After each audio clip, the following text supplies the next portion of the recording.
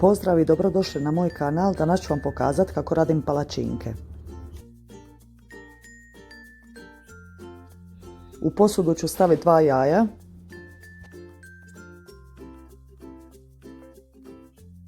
i 1 vanilin šećer.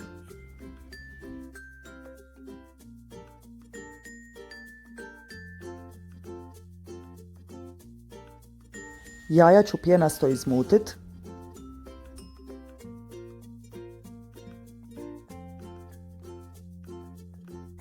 Dodajem 200 ml mlijeka.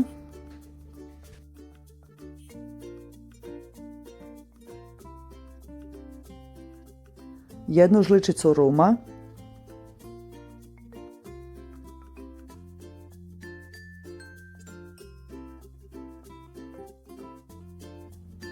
Malo soli.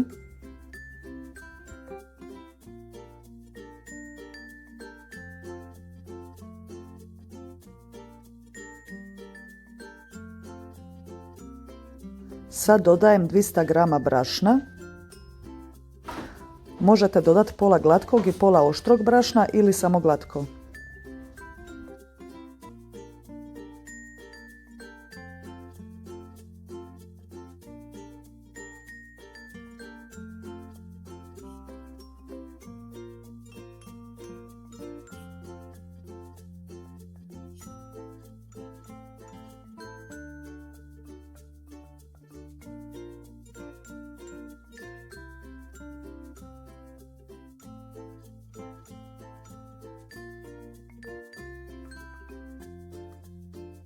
Sad dodajem 2 žlice suncokretovog ulja.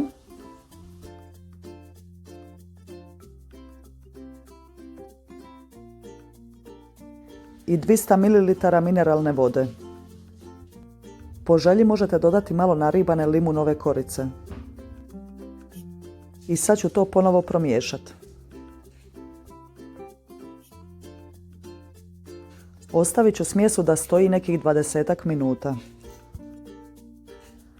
Ovdje imam suncokretovo ulje. Na tavu stavljam samo malo ulja.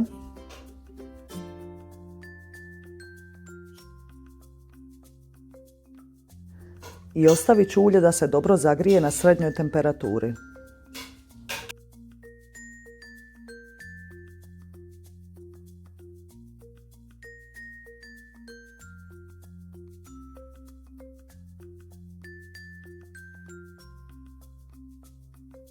Kad je ulje zagrijano, stavljam smjesu na tavu.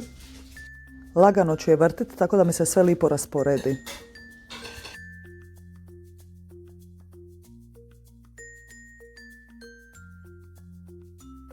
I sad je pečem dok ispod ne poprimi lagano zlatnu smeđu boju. Palačinku možete lagano odignuti na rubovima i provjeriti. Sad je okrećem na drugu stranu. Kad poprimi boju iz druge strane, palačinka je gotova.